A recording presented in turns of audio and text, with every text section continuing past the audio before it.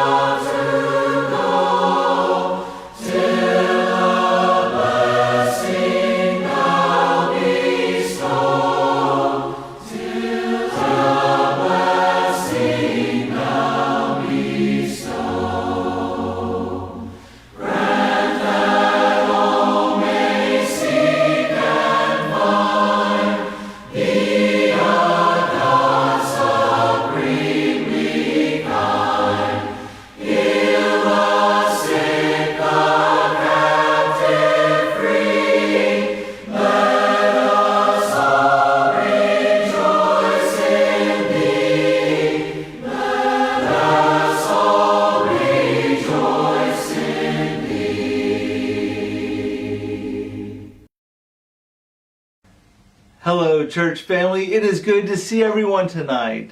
Welcome to our Sunday evening PM service during Mother's Day. I'm so glad you could join us online. Let's go ahead and begin with the word of prayer. Most gracious Heavenly Father, we bow before you right now. We thank you so much for your Son, and we thank you for his sacrifice for us, and we thank you for our mothers. We know if it wasn't for our mothers, we wouldn't be here.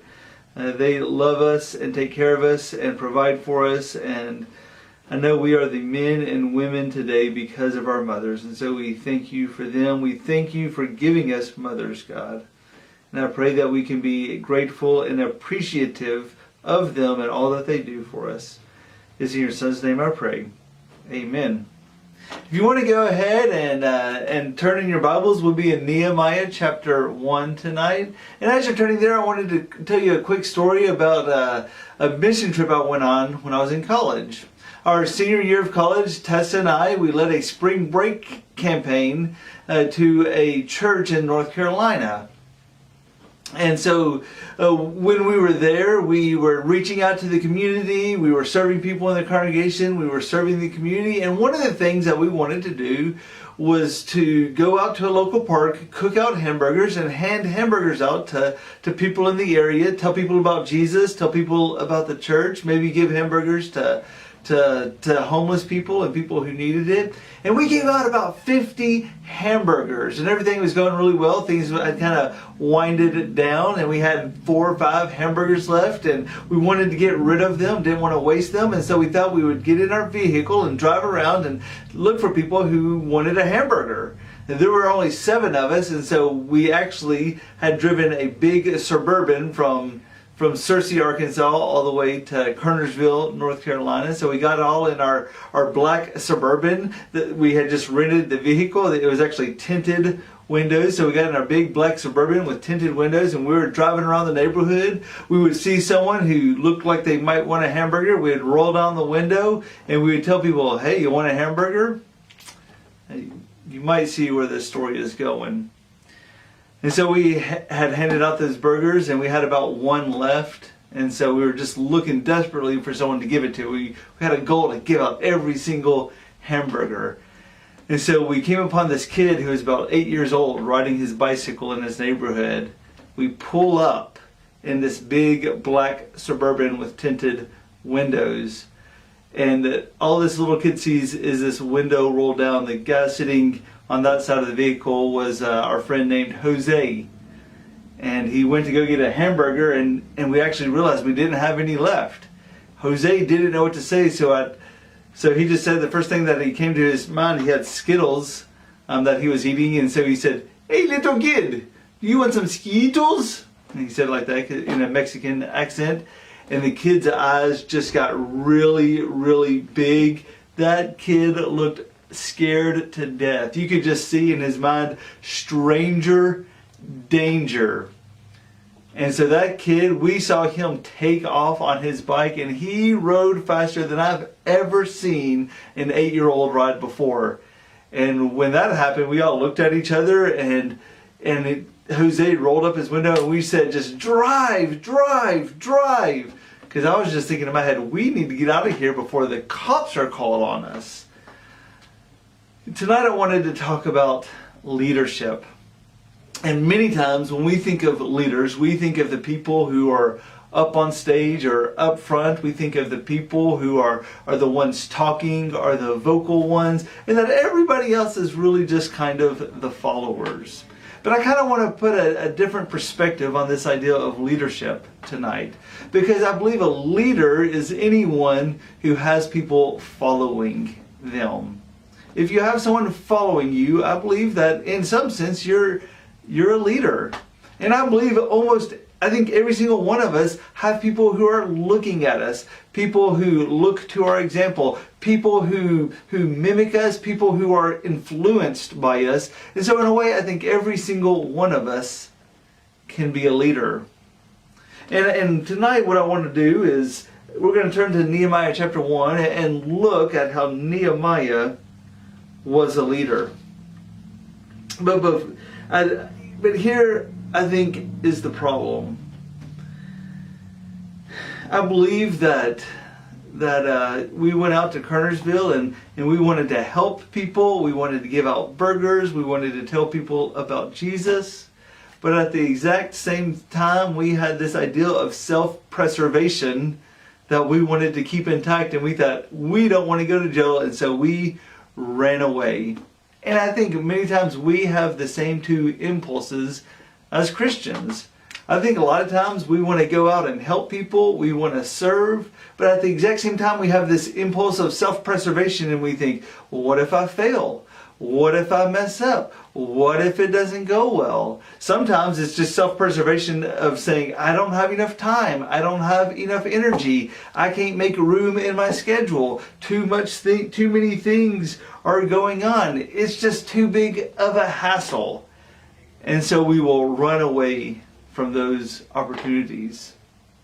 I think going along with that, I think sometimes it's easy to start focusing on ourselves and to just kind of turn inward and to think, well, I just got all these things going on. Let me just focus on myself a little bit, and then I will start focusing on others. As sociologists who study human behavior have noted that we've had the biggest drop in empathy in recent history. This ideal of being able to look at others and think about how they are feeling and being able to put ourselves in their shoes, we've had the biggest drop in empathy in recent history. This sociologist writes, college kids today are about 40% lower in empathy than their counterparts of 20 to 30 years ago. In a related study, psychologist Jean Twenge, she has labeled the current generation as the I generation, or the generation me. And she says this about young people. She says, young people today take it for granted that the self comes first. She has labeled this current generation as a narcissistic epidemic. And I don't think it's just our young people or this current generation. I think it is our culture in general. She says that we are living in the age of entitlement. And it is so hard to focus on others, so hard to serve others when we spend so much time and we are so busy focusing on ourselves. And I think we focus on ourselves because we want ourselves to be happy. We want ourselves to feel fulfilled. But many times the worst thing you can do to be happy and to feel fulfilled is to focus on yourselves. I believe we feel most fulfilled, most complete, most satisfied when we are a part of something bigger than ourselves. I believe that's the way God hardwired us. And I believe even further that when we are part of God's cause, that we are part of what God is doing in the world, then we become a part of the biggest thing that is going on in the world, and this is when we will feel most satisfied and most complete. I just want us to look at Nehemiah and look at how he didn't turn inward, but how he looked outward, how he cared for God's cause. Starting in Nehemiah chapter 1, starting in verse 2, it says this. It says that Hanani, one of my brothers, came with certain men from Judah. And I asked them concerning the Jews who escaped, who has survived the exile, and concerning Jerusalem. And they said to me, the remnant there in the province who has survived the exile is in great trouble and shame. The walls of Jerusalem is broken down, and its gates are destroyed by fire. As soon as I heard these words, I sat down and wept and mourned for days. And I continued fasting and praying before the God of heaven. And so let me give you maybe a little context of what is going around. This is in the book of Nehemiah.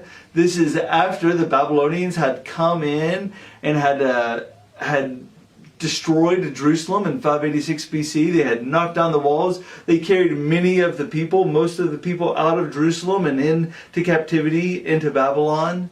And so Nehemiah is after this, and he is in Persia, and he is serving Artaxerxes as an exile. And he gets word and he's wondering what is happening in Jerusalem. What's going on over there? And they tell him, they said, things are a mess. The walls are broken down. Things aren't going well. And this breaks Nehemiah's heart. And he's crushed and he starts to fast and he starts to pray.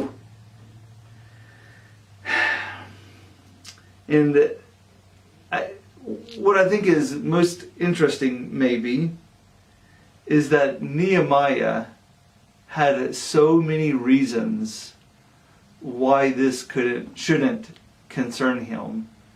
Nehemiah, first of all, he wasn't in Jerusalem. He was in Persia. He was separated by great, vast distance from what was going on over there. He had no idea, and it didn't necessarily personally affect him in a very real, like everyday sense. Also, at the same time, he was doing pretty well for himself. He was the cupbearer to the king, which they may not seem like a big deal to us, but kind of back then it was almost like the chief of staff. It was someone who was the king trusted very, very greatly, who became a close advisor to the king. And so Nehemiah was doing really well for himself.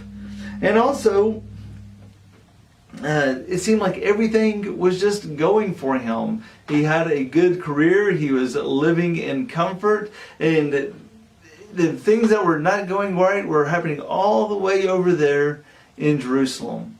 He had all kinds of reasons just turn his head and not worry about those things. But when he heard about what was going on with God's people, he was devastated. It says that he fasted and he prayed. And it seems like he kept this up for an extended period of time. It was in verse 1 where it says, now it happened in the month of Chislev. And that's a month in the Hebrew calendar. And then in chapter 2 and verse 1 it says, in the month of Nisan. And so from Chislev to Nisan, I'm told by commentators that so he did this for 4 months. For 4 months. He continued to fast, probably off and on, probably not the whole time. And he continued to pray and pray and pray about what was going on. And it was after 4 months of praying that then he goes to the king. And notice what it says. It says, so starting in verse 4, it says that, he sat down, he started weeping and mourning and praying, and it gives a prayer that he was praying, and I'm sure this wasn't the only prayer he prayed or the exact necessary words he prayed, because he was praying for 4 months. Because then it says at the verse 11, he says, O Lord, let your ear be attentive to the prayer of your servant and to the prayer of your servants who delight to fear your name, and give success to your servant today, and grant him mercy in the sight of this man. Now I was cupbearer to the king. And so he's saying, give me success in front of the king. I'm finally, after I've prayed for 4 months, I'm getting ready to go and to ask the king for something. And so he goes and he talks to the king, and the king says this. He noticed that Nehemiah is downcast, that Nehemiah is sad. He's been mourning. The king says, what's going on, Nehemiah? And Nehemiah tells him, hey, my people are in distress. The wall is broken down, and this is really bothering me. And so the king said this. In verse 4 of chapter 2, he says, then the king said to me, what are you requesting? And I really like this right here, because it says in verse 5, if it pleases the king, and if your servant has found favor in your sight, that you send me to Judah, to the city of my father's graves, that I may rebuild it. And the king said, how long will you be gone, and when will you return? And Nehemiah, he just starts rattling off all of these things he needs. He says, well, first what I need some letters to the governor so I can have safe passage, and then I need a letter to Asaph so I can get building materials, because we need to build a house, and we need to build gates, and we need to build walls. Nehemiah knew exactly what he needed. During this time of prayer, Nehemiah wasn't just sitting around and saying, God, please do something about this. Nehemiah wasn't praying for a miracle. Nehemiah was praying for an opportunity. Because we know he was praying for an opportunity because the text tells us that he went to the king and he was praying to God. It says, give success to your servant today. He knew he had a game plan when he went to the king that he was going to have a conversation with the king. He wasn't looking for a miracle. He was looking for an opportunity. And not only was he looking for an opportunity, but he was also had already planned ahead what he wanted to do. When the king says, all right, here's your opportunity. What do you want? Nehemiah just starts rattling off requests. He goes, well, I need a letter from this guy, and I need a letter from this guy, and these are the building materials I'm going to need, and this is what we're going to do, and this is the plan. Nehemiah had spent enough time when he was praying and fasting and mourning to come up with a plan. So Nehemiah, he prayed, but he also planned. And he did all of this because he cared about God's cause and he cared about God's people. And what a wonderful example for you and for me. It's so easy to focus on ourselves, to think of, oh, all these things are going to go wrong. Oh, this is going to be a hard time. Oh, this is going to be a hardship on me. It's going to be too difficult. It's going to take up too much time or too much money. But Nehemiah put aside all of those cares, and he was a leader. He was an example of someone who was a servant for God because he prayed and he also planned. He cared about God's cause. The king, as I said, came up to him and says, what do you want? What do you need to fulfill this mission? And so maybe my question for you this evening is, what if the king of the universe came up to you and says, what do you need to fulfill my mission in the world? Would you have an answer? Have you ever even thought about it? I know sometimes we just get so busy and so just focused about what's going on in our lives and just making it from day to day and trying to survive the week, that we don't have a big enough vision to look up and to look around and to see how God is working in the world and how God can use us. Nehemiah had all kinds of reasons not to worry about what was going way over there, thousands of miles away, with things that didn't seem like they concerned him. He could have just been so focused on his career and having a good life there as a cupbearer to the king. But he looked around and he saw what was going on and how he could be a service in God's kingdom. And the same needs to be true with us. If God said, what do you need? What do you need to fulfill my mission in the world? Have you ever thought about it? Have you ever looked around and seen the needs of the community, to see the needs of our church members, to see how you could partner with God to be salt and light in this world? I believe if we did that, we could reach so many people and do so much great service if instead of focusing on ourselves, we could focus on others. A quote says, dreamers dream things being different. Leaders envision themselves making a difference.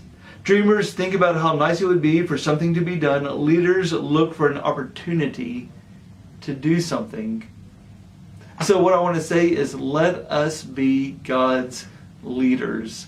Let us step up and look for opportunities which we can partner with God in carrying out His causes for this world. May all of you have a blessed evening. Good night.